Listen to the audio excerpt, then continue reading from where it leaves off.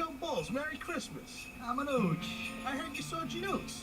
Yeah, my paisan. What's up, everyone? Hey, what Welcome got to me the Cracker this year? Crumbs On the first day of Christmas, my paisan gave to me holiday episode. What you're listening to is the 12 Days of a Guido Christmas. On the second day of I figured, what the hell. my paisan gave to me Alrighty. Let's see.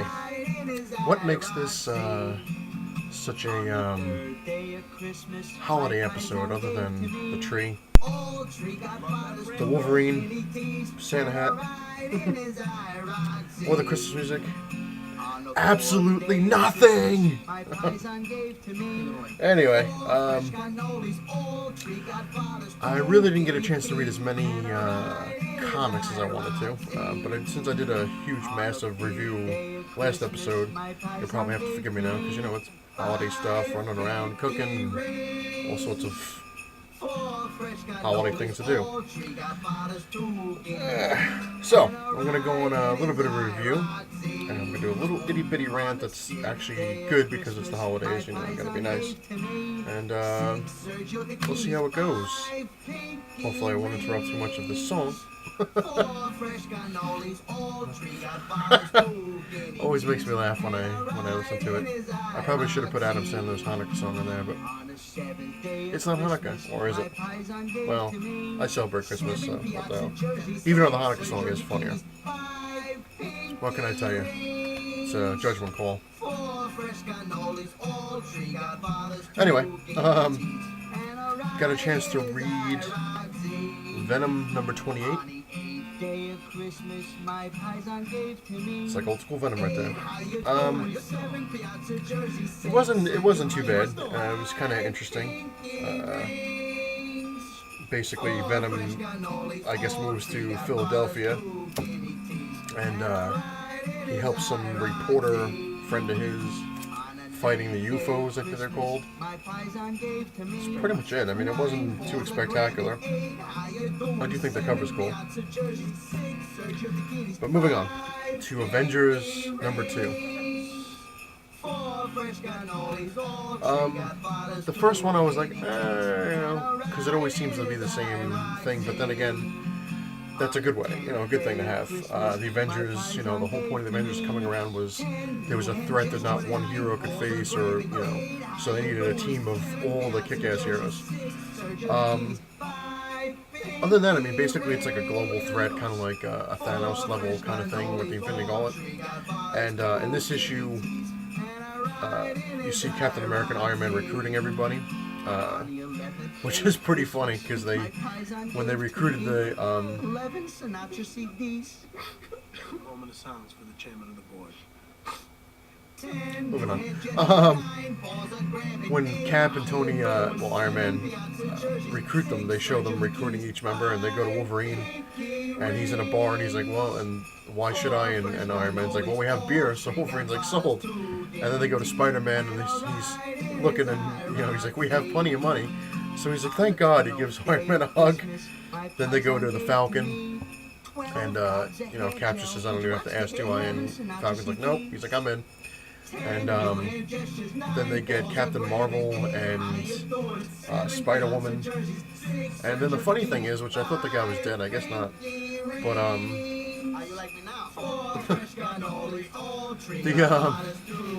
then they get a guy. I thought he was called Gateway, but I guess I was wrong. There you go. In the old Uncanny X-Men, when they were in Australia, they had the Australia base. They had this like Australian guy. Basically, I thought his name was Gateway. He would teleport them wherever he wanted. In this thing, it looks like the exact same guy. It's what they call Manifold, and they recruit him, and they recruit Cannonball and Sunspot. But it wasn't too bad. It was kind of interesting how, you know, the big baddie guy is like this interdimensional guy who claims he's creation and all this stuff. He's trying to recreate the Earth because he thinks it's failing, and, you know, a whole bunch of stuff in there. Wasn't too bad. Moving on to my itty bitty rant, which kind of gets me. It's kind of bad, but mostly good. On my last thing, I was ranting about how, you know, it pisses me off that Marvel, you know, puts stuff out every week, which is kind of cool in a way because, you know, you get your books faster, but it does hurt your wallet.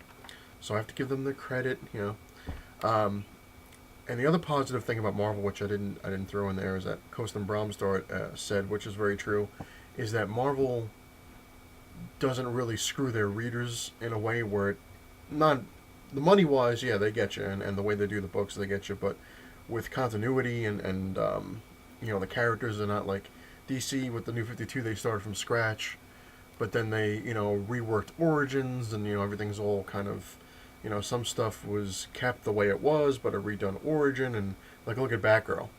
Hello, I mean, granted the Batgirl comics are awesome. I like reading them, but it's just funny how 1 second she's paralyzed, and now she's not paralyzed, and it happened, but it happened years ago, and whatever. So Marvel's kind of good in that fact that they don't screw with the characters that much. They tweak them here and there, but they don't really totally mess with it.